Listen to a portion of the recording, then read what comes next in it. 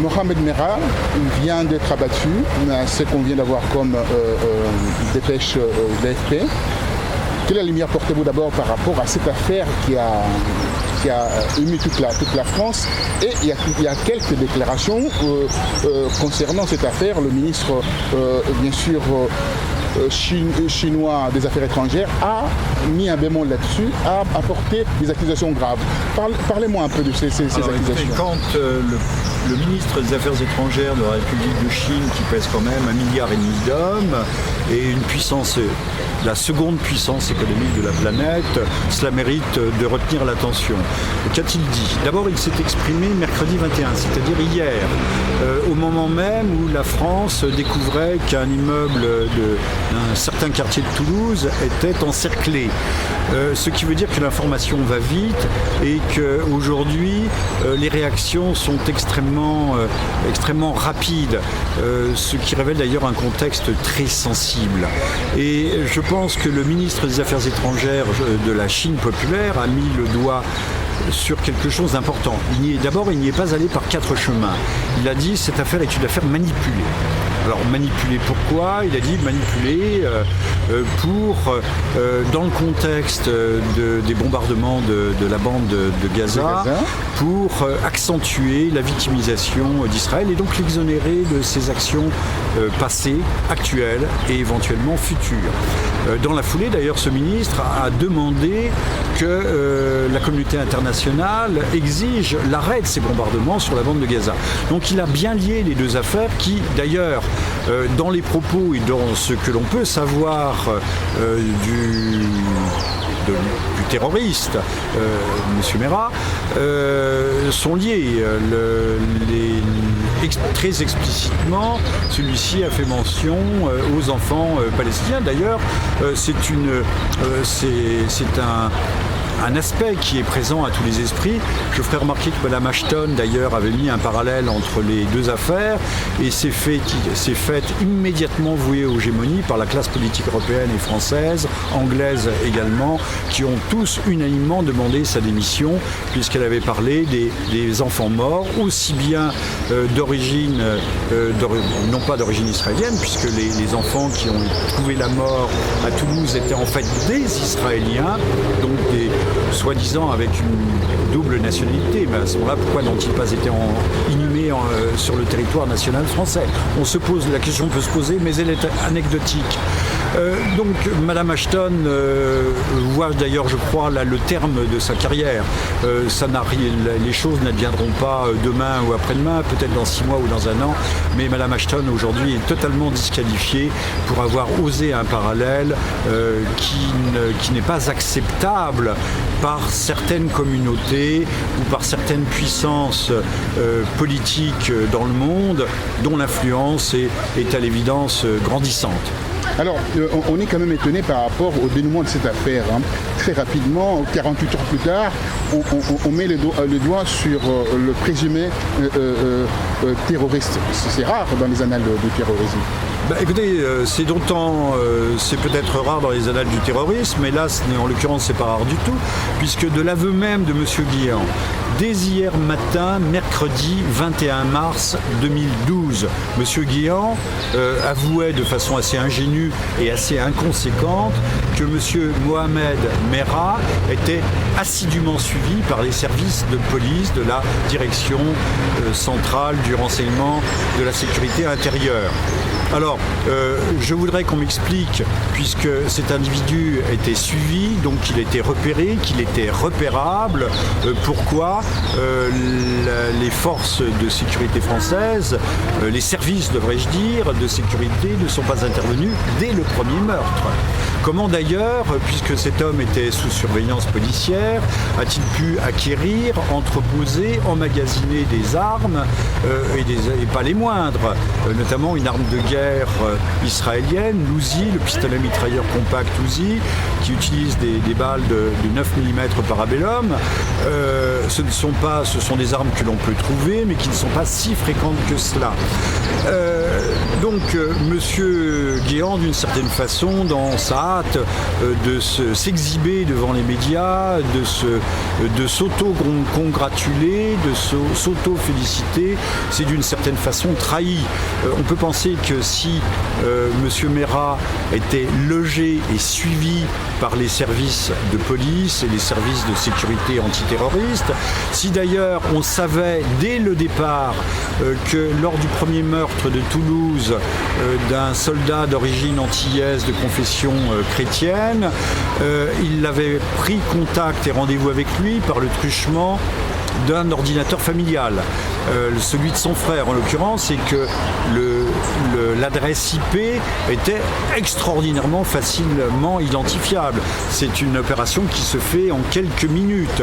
Donc apparemment les services de police savaient qui était M. Mera, savaient ce qu'il avait fait, et pourtant l'on a laissé faire. Ce pourquoi le ministre des Affaires étrangères de Chine populaire est peut-être à bon droit de parler de manipulation. Parler de manipulation, alors à qui profitent ces crimes ? Écoutez, le crime profite à l'État d'Israël,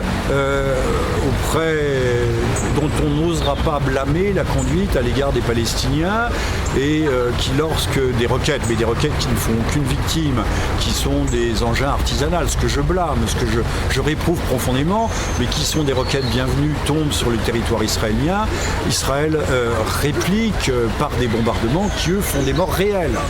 Et donc Israël pourra clore le bec, interdire de parole tous ceux qui pourraient éventuellement critiquer la politique de ces ultras, puisque je ne confonds pas le peuple israélien lui-même et sa classe politique, sa classe dirigeante, qui est aujourd'hui tenue par des sionistes radicaux. De même qu'on parle de musulmans radicaux, je pense qu'il faut parler de sionistes ultras.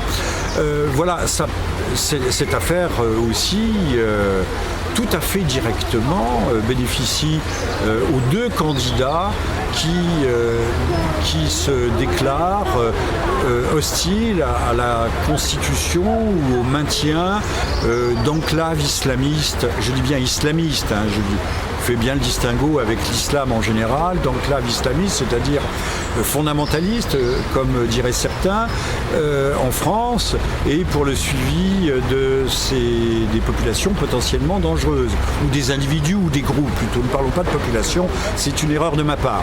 Donc des groupes et des individus potentiellement dangereux. Je ne vois que deux candidats, Madame Le Pen, qui a été malmenée. D'ailleurs, le fait que M. Bayrou et M. Mélenchon aient accusé une fois de plus l'extrême droite peut se retourner, le cas échéant, contre eux, puisque la ficelle était trop grosse. D'ailleurs, la présidence s'est bien gardée de faire la moindre référence à l'affaire Carpentras, qui, vous savez, avait agité toute la France. On se souvient de cette affaire, bien entendu. Voilà, tout le monde se souvient de cette affaire, et il y avait une réprobation unanime qui avait accusé la droite nationalitaire, la droite nationale, alors qu'elle devait être exonérée. Et il s'avérait après que l'histoire était montée de toutes pièces. Ouais. Avait été montée de toutes pièces, mais c'est une vieille histoire sur laquelle nous pourrions revenir, mais qui est longue et qui mériterait plus ample détail.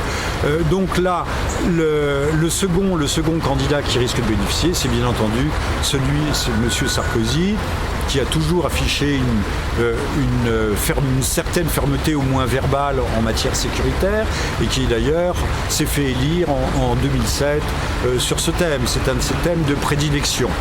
Alors, le seul ennui pour M. Sarkozy, c'est que Mme Le Pen ne serait pas dangereuse pour lui au second tour, mais par contre, elle l'est fortement au premier tour.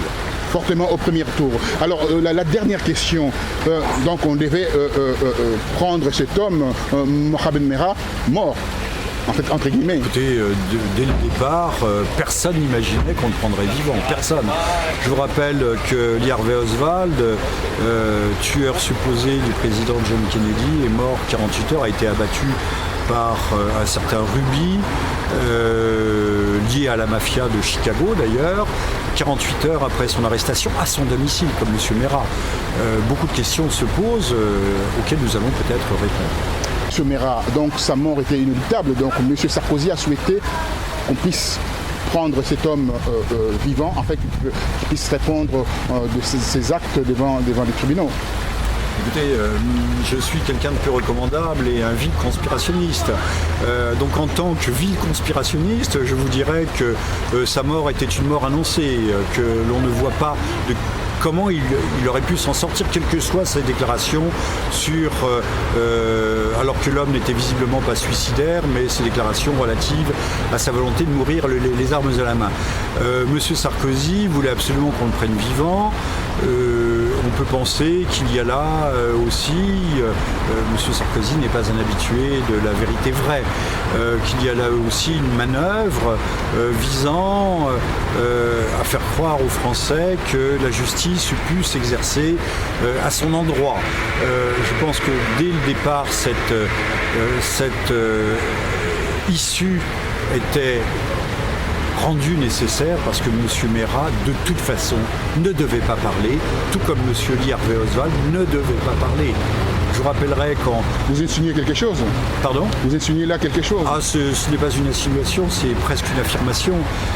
Je dirais que M. Merat, beaucoup de zones d'ombre subsistent dans cette affaire. Je peux en énumérer quelques-unes. M. Merat, qui était assez intelligent, professionnel, qui a fait preuve d'un sang-froid remarquable, d'une maîtrise technique dans le maniement des armes hors pair, à telle enseigne qu'on a cru que c'était un militaire de carrière. Je veux bien qu'il ait bénéficier d'un entraînement, que ce soit au Pakistan ou en Afghanistan, sur le maniement des armes. Mais les armes de poing, il faut une pratique assidue pour les maîtriser de telle façon. Donc si on regarde bien les zones d'ombre, cet homme qui a été assez habile pour effacer toute empreinte digitale ou toute trace génétique des douilles qui restent obligatoirement sur le terrain, puisque les armes automatiques ou semi-automatiques les éjectent, aurait, comme par hasard, et cela fait penser au passeport miraculeusement tombé des tours du World Trade Center, intact, et également des fournitures et des manifestes djihadistes et des testaments trouvés dans le coffre d'une voiture garée devant un aéroport de New York. Monsieur Merat aurait laissé des armes entreposées dans le coffre d'une voiture garée en bas de chez lui, et il aurait attendu sagement que les policiers viennent le cueillir, alors en laissant d'ailleurs, comme le petit pousset, un certain nombre de cailloux derrière lui pour qu'on suive sa piste sans coup férir. Comme je l'ai dit, cet homme était suivi, cet homme était connu, c'est un jeune homme algérien, sans doute à la tête chaude, sans doute un musulman qui a été, il faut le dire, qui a été manipulé et voire instrumenté. Et on peut se demander qui l'a instrumenté, qui lui a fourni les fonds, qui lui a fourni les armes. Voilà des questions auxquelles il faut répondre. Et surtout, maintenant, la grande question, c'est pourquoi les services de l'aveu même de M. Guéant, ministre de l'Intérieur du gouvernement français, l'ont-elles, alors qu'il était suivi, qu'en France, guère plus d'une douzaine d'individus sur peut-être une centaine, 100 ou 200, sont réellement potentiellement dangereux ou réellement susceptibles de passer à l'acte. Pourquoi n'était-il pas sous surveillance? Pourquoi l'a-t-on laissé filer? Surtout, et commettre d'autres meurtres après son premier passage à l'acte. Donc là, on se doute bien qu'il y a quelque chose qui ne colle pas.